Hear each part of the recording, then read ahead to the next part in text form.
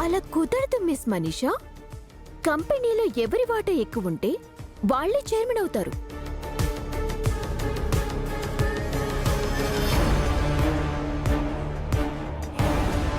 ఈ కంపెనీలో మా ఫ్యామిలీ షేర్స్ చాలా ఉన్నాయి.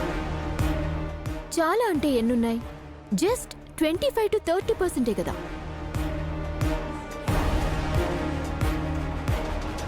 వీళ్ళంతా మా షేర్ హోల్డర్సే కాదు, మా పార్ట్నర్స్. సారీ, వీళ్ళిప్పటి వరకు మీ పార్ట్నర్స్, ఇప్పుడు నా పార్ట్నర్స్.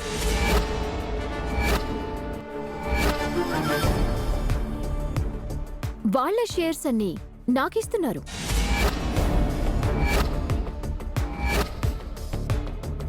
అలా ఎలా మారిపోతారు? అది తప్పు కదా. నష్టాల్ని ఎవరు భరించరు మిస్ మనీషా. కంపెనీని ఎవరు లాభాల్లోకి తీసుకువెళ్తారో అందరూ వాళ్ల వెంటే ఉంటారు.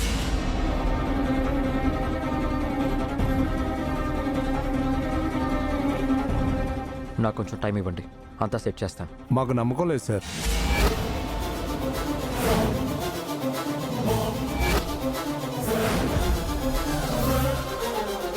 ఆవిడ ఉన్నంత వరకు మీరు ఏమీ చేయలేరు.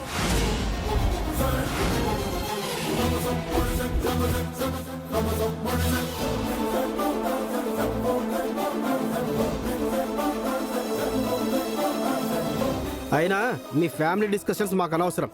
మాకు ప్రాఫిట్స్ కావాలి.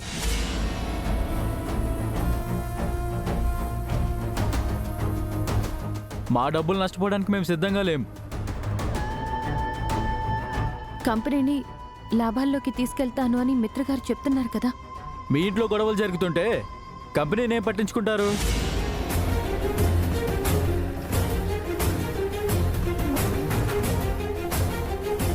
మీరు మిత్రా గారిని డిస్టర్బ్ చేస్తున్నారు. మిత్రా గారు డిప్రెస్ అయ్యి కంపెనీని నెగ్లెక్ట్ చేస్తున్నారు.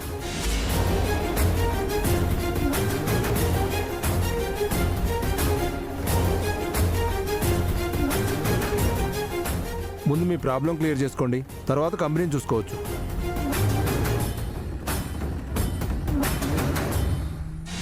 సో ఇది విషయం. షేర్ హోల్డర్స్ అందరూ చైర్మన్ మారాలి అంటున్నారు.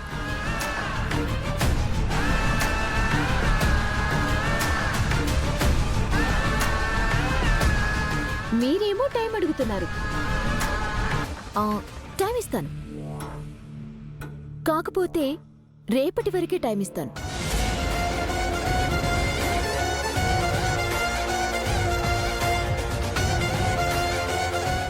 రేపు ఓటింగ్ పెట్టుకుని చైర్మన్ ఎవరో డిసైడ్ చేద్దాం.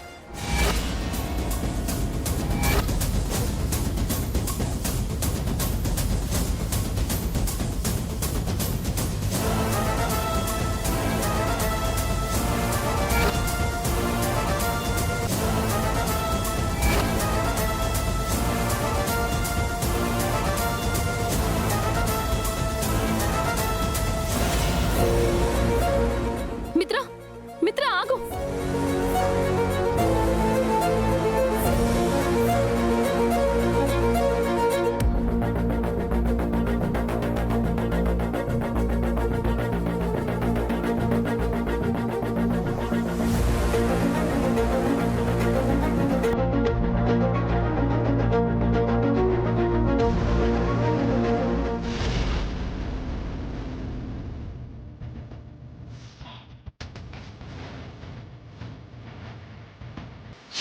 కానీ నీకు బ్యాడ్ టైం స్టార్ట్ అయిపోయింది.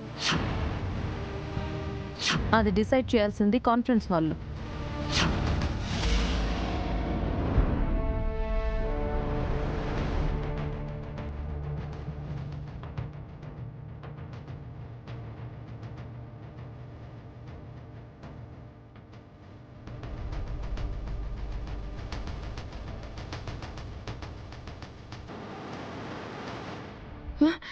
మిత్ర, మిత్ర ఆగు. మిత్ర, ఏంటి మిత్ర, మీటింగ్ మధ్యలో నుంచే బయటకు వచ్చేసావు? బయటికి రాక అక్కడే ఉండి నేనేం చేయాలి? షేర్ హోల్డర్స్ ని కన్విన్స్ చేయాలి కదా. చెప్తే వినేలా ఉన్నారా వాళ్ళు? ప్రాబ్లమ్స్ అక్కర్లేదంట, ప్రాఫిట్స్ కావాలంట. వాళ్ళన్నది నిజమే కదా మిత్ర. వాళ్ళకి మన ప్రాబ్లమ్స్ తో పనేముంది? ఎవరైనా ప్రాఫిట్స్ కోసమే కదా బిజినెస్ చేస్తారు. బిజినెస్లో ప్రాఫిట్స్ మాత్రమే ఉండవు, లాభ నష్టాలు ఉంటాయి. వాళ్ళు నిన్ను బ్లేమ్ చేయడం లేదు మిత్ర.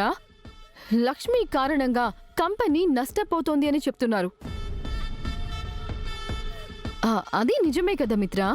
ఈ లక్ష్మి కారణంగానే నువ్వు డిప్రెస్ అయ్యావు. తను ఎప్పటికీ నిన్ను డిస్టర్బ్ చేస్తూనే ఉంటుంది.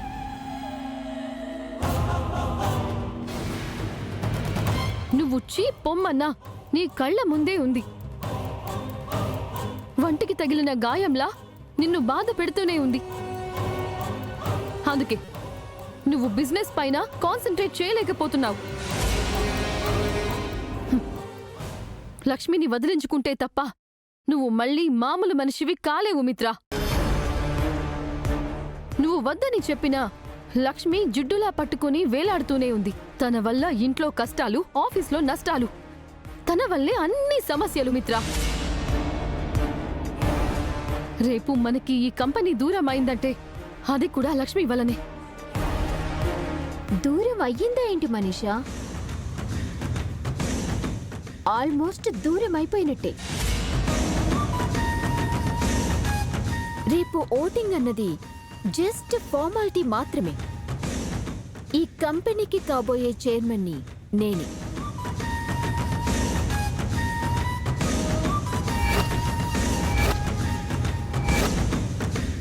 మిత్రుండగా ఆ చైర్ నీకు దక్కదు. మీ మిత్ర పక్కన లక్ష్మీ రూపంలో దరిద్రం ఉంది కదా. శనిని పక్కన పెట్టుకొని ఎవ్వరూ సక్సెస్ కాలేరు.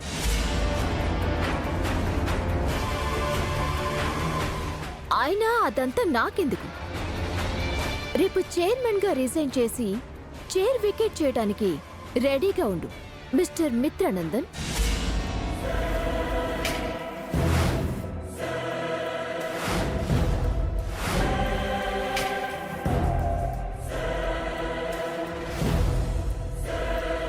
దీనికెంత పొగరు మిత్ర. నిన్నే రిజైన్ చేయమంటుందా? దాని సంగతి చెప్తా. ఆగు మనీషా. నిన్ను ఇన్సల్ట్ చేసిన వాళ్ళు ఎవరిని వదిలిపెట్టను మిత్ర. దాన్ని చంపేస్తాను. మనీషా, మనీషా, మనీషా, మనీషా.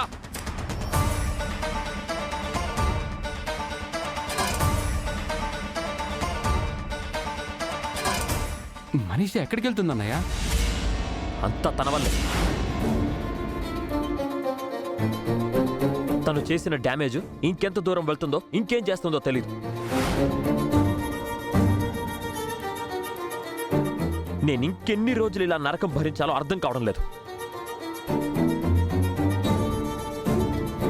నన్ను ఇలా నడి రోడ్డు మీద నిలబెట్టేసింది. ఛ!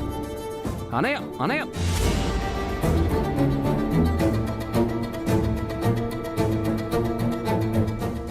బాధపడుకోదినా. అన్నయ్య మూడ్ బాగోలేదు. రేపటి ఓటింగ్ గురించి ఏమవుతుందోనని టెన్షన్ పడుతున్నాడు. నేను ఫీల్ అవుతుంది కూడా రేపటి గురించే వివేక్.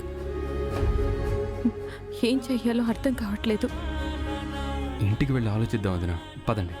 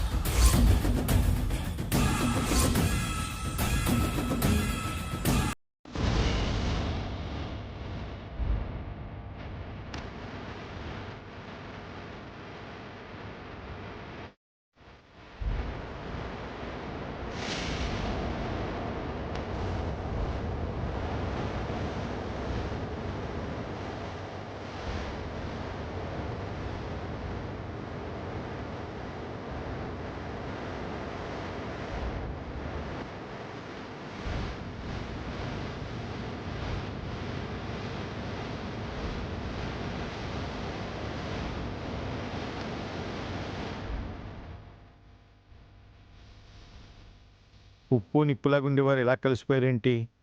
ఈ పొత్తు ఎలా జరిగింది? ఏంటి పిఏ అవకయ్యవా? అవును మేడం. మిత్రానందన్ నా ఎనిమి, బట్ మనీషా నా బెస్ట్ ఫ్రెండ్.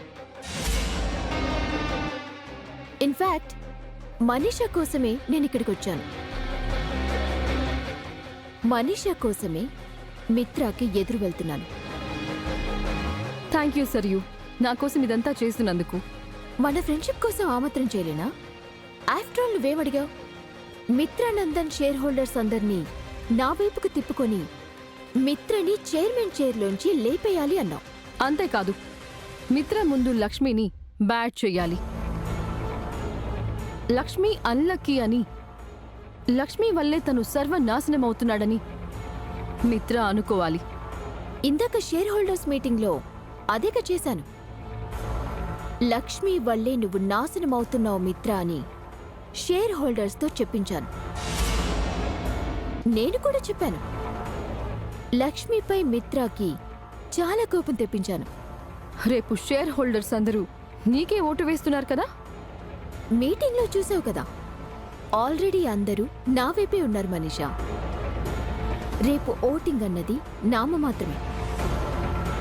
ఈరోజు నైట్కి షేర్ హోల్డర్స్ అందరికీ పెద్ద పార్టీ ఇస్తున్నాను. కుదిరితే నువ్వు కూడా రా. నేనొస్తే అందరికీ డౌట్ వస్తుంది. రేపు ఓటింగ్ అవ్వగానే చైర్మన్ చైర్లో నువ్వు కూర్చో. రేపు మిత్ర ఓడిపోయి ఇంటికి వెళ్ళిపోతాడు. పాపం, నీ మిత్రని బాధపడతావా? ఆ బాధ టెంపరరీ. మిత్ర లక్ష్మిని ఇంటి నుంచి పంపించేశాక మళ్ళీ మిత్రని చైర్మన్ చైర్లో కూర్చోపెడతాం. అలా మిత్ర దగ్గర మార్కులు కొట్టేసి తన భార్యనైపోతాను. నీ ప్లాన్ బాగుంది మనీషా, నువ్వు ఎలా చెప్తే అలా చేస్తాను. కాకపోతే ఆ లక్ష్మియే కాస్త డేంజర్లా ఉంది. మిత్రని 2 సార్లు కాపాడింది. ఈసారి కాపాడలేరు. ఈ పాటికే ఇంట్లో రచ్చ మొదలయ్యుంటుంది. మిత్ర లక్ష్మిని తిట్టిన తిట్టు తిట్టకుండా తిడుతూనే ఉంటాడు.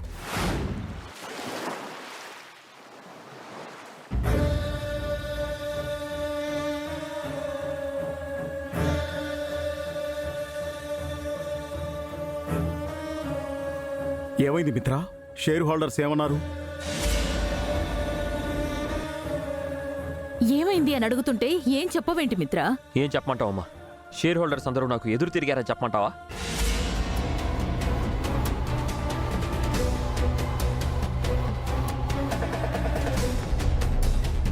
చైర్మన్ పదవికి నేను దూరం కాబోతున్నానని చెప్పమంటావా?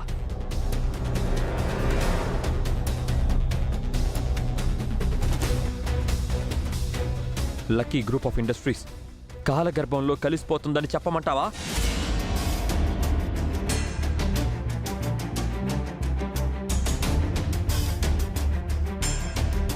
నందన్ ఫ్యామిలీ బిజినెస్ రంగంలో తుడిచిపెట్టుకుపోతుందని చెప్పమంటావా?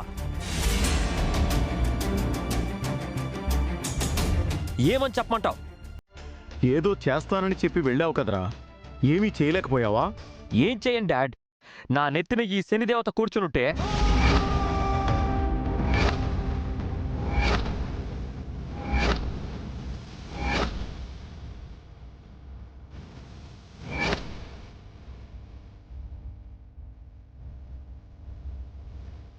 మధ్యలో లక్ష్మి ఏం చేసిందిరా? అంతా తనే చేసింది మామ్. ఇటు ఫ్యామిలీని అటు కంపెనీని కొలాప్స్ చేసింది.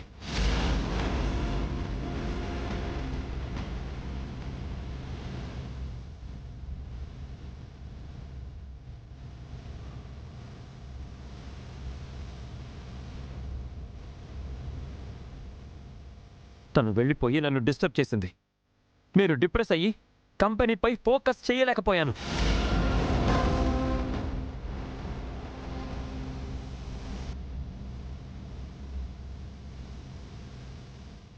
నన్ను మానసికంగాను ఆర్థికంగాను దెబ్బతీసింది. తన వల్లే ఈరోజు తలెత్తుకోలేకపోయాను.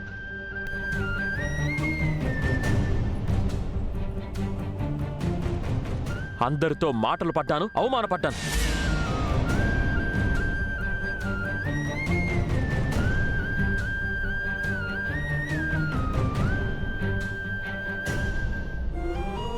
హ్యాపీగా ఉన్న నా లైఫ్లోకి తనని అనవసరంగా తీసుకొచ్చారు.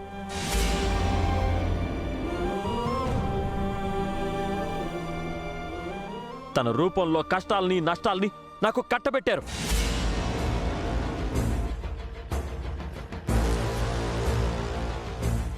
తన వల్ల నా పర్సనల్ లైఫ్, నా బిజినెస్ లైఫ్ అంతా కొలాప్స్ అయిపోయింది.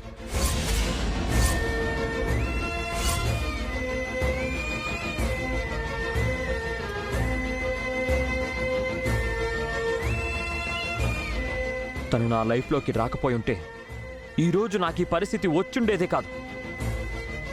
మన కుటుంబం కష్టాల్లో ఉండేది కాదు, కంపెనీ కష్టాల్లో ఉండేది కాదు. తను నన్ను నడి రోడ్డు మీద నిలబెట్టింది.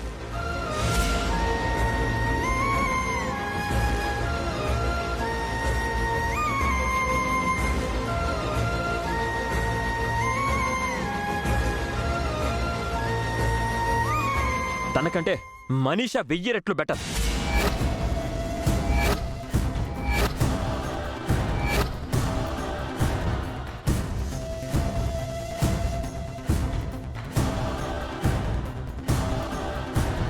కనీసం నా కోసం ఆ సరయుతో ఫైట్ చేసింది. నా భార్య అని చెప్పుకుంటున్న తను మాత్రం నన్ను ఇలా హెల్ప్లెస్గా మార్చేసింది.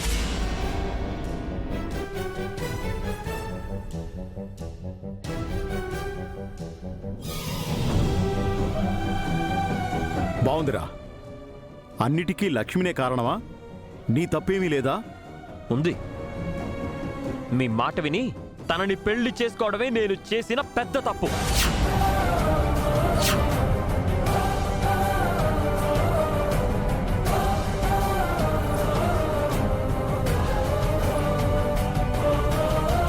లక్ష్మి నిన్నెన్నిసార్లు కాపాడిందిరా?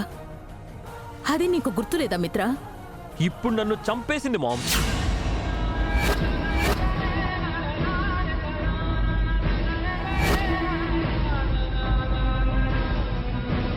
అది మీరెవరూ గుర్తించట్లేదు.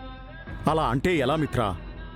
ప్రాబ్లం వచ్చినప్పుడు ఫైట్ చేయాలని తెలుసు డాడ్, కానీ నా దగ్గర వెపన్స్ లేవు. తను నన్ను నిరాయుధుణ్ణి చేసేసింది. వెతికితే ఏదో ఒక పరిష్కారం ఉంటుంది మిత్రా. ఏ సొల్యూషన్ లేదు మామ్. అందుకే ఇక కంపెనీని మర్చిపోండి. అన్నయ్య,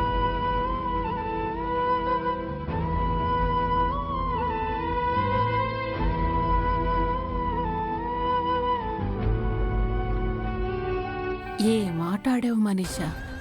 ఇల్లంతా తల్లకిందులైపోయింది. ఒక్కసారిగా అందర్నీ షేక్ చేసేశావు. సునామీ వచ్చిపోయినట్లుంది. That is Manisha aunty. రేపు మిత్రని చైర్మన్ చైర్లో నుంచి దింపేసి తర్వాత నేనే మిత్రని ఆ చైర్లో కూర్చోపెడతాను. లక్ష్మి చేయలేని పని నేను చేశాను అని చెప్పి మిత్ర చేత తాళి కట్టించుకుంటాను. ఎందుకు లక్ష్మి ఏడుస్తున్నావు? నువ్వేం తప్పు చేశావని? చెయ్యని తప్పుకి నింద పడింది కదా అత్తయ్య గారు.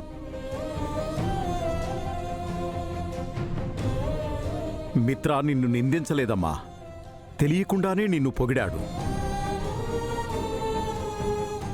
అవును లక్ష్మి, నువ్వు తన పక్కన లేకుండా పోయావని వాడికి కోపం. నువ్వుండుంటే ఈ కష్టాలు నష్టాలు వచ్చుండేవి కావని వాడి నమ్మకం.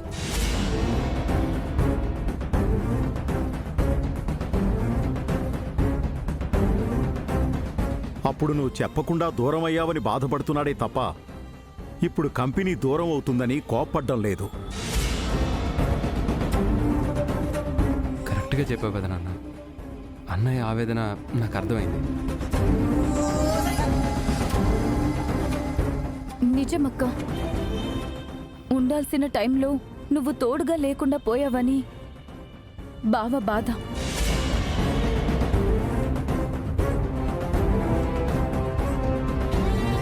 నువ్వెందుకు వదిలేశావు అని బావ ఇండైరెక్ట్గా చెప్పి వెళ్ళాడు.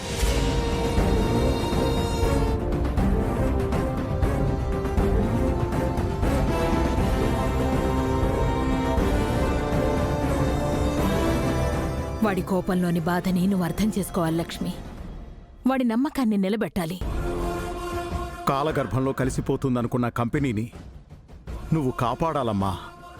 అది నీ వల్లే అవుతుంది.